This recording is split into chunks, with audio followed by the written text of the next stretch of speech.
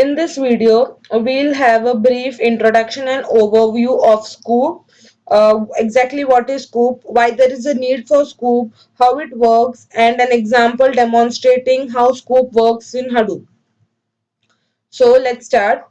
Exactly what is Sqoop? Apache Sqoop is a tool or a command line interface application for efficiently transferring bulk data between the Apache Hadoop and structured data stores such as relational databases. Sqoop got its name from SQL plus Hadoop. Sqoop imports data from external structured data stores into HDFS or related systems like Hive and HBase. The external structured data stores are nothing but Teradata, Oracle, MySQL, etc. Sqoop can also be used to export data from Hadoop and export it to external structured data stores such as relational DBMS and enterprise data warehouses. Okay, now why there is a need for Sqoop? As we all know that many organizations deploy Hadoop to analyze the vast streams of information, they may find that there is a need to transfer the large amount of data between Hadoop and the existing databases, data warehouses, and other data sources.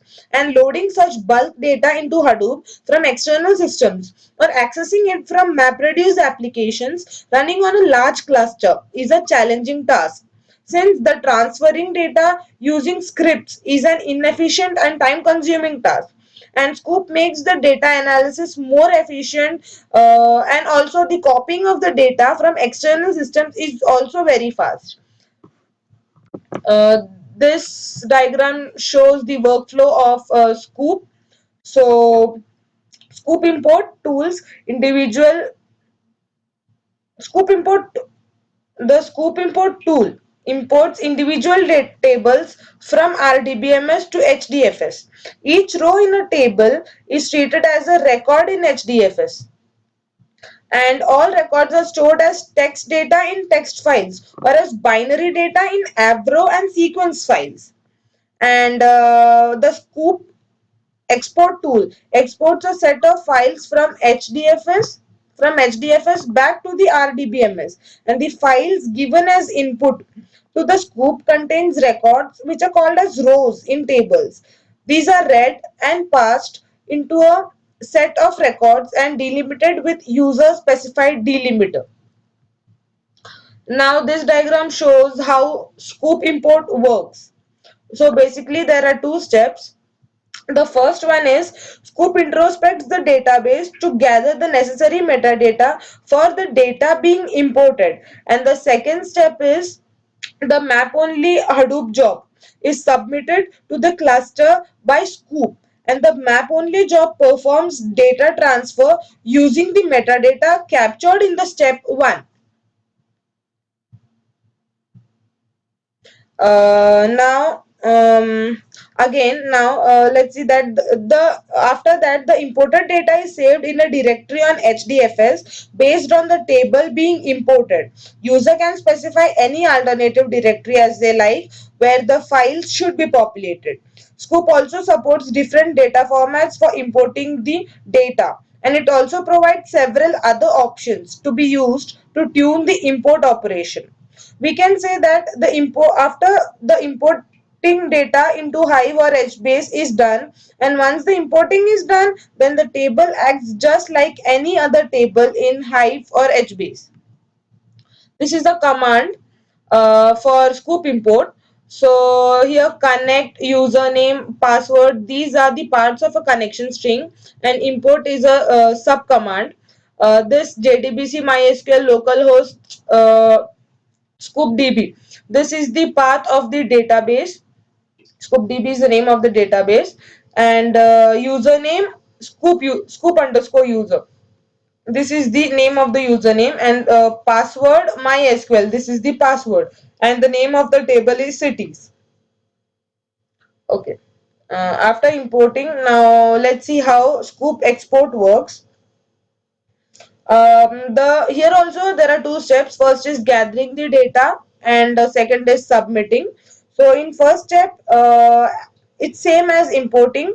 It introspects the database to gather the necessary metadata for the data being imported, And in the second step, Sqoop divides the input data into splits, and Sqoop uses the individual map task to push these splits to the database. Each map task performs this transfer over many transactions in order to ensure the optimal throughput and minimal resource utilization. Also, here the target table must already exist in the database, and it is a must. Sqoop performs a set of insert into operations without regards for any existing content, and this is important. If Sqoop attempts to insert rows which violates constraints in the database, for example, let's say a particular primary key value is already existing, then the export fails. This is the command for export. Sqoop export, as I said, is a subcommand. This path is of database to which we are going to export it. Username Sqoop underscore user, password is Postgres, table name is cities, and export directory will also be cities. This is a list of some available commands of Sqoop: code gen, create hive table, eval, export, help. Their description is also given here. Next, here I'll show you an example in which I performed in Hadoop to demonstrate how Sqoop works. Here, screenshots are given to show you all that how data from MySQL was imported in HDFS using Sqoop. Here you can see I created a database first B batch girls, and I created a table named students and inserted some values here. And here I have showed these this table, and all these functions are performed in MySQL. And after giving this command Sqoop import, we can see that all the all the values are shown from MySQL to this HDFS. So this shows that Sqoop is used successfully in importing the data from MySQL database into HDFS.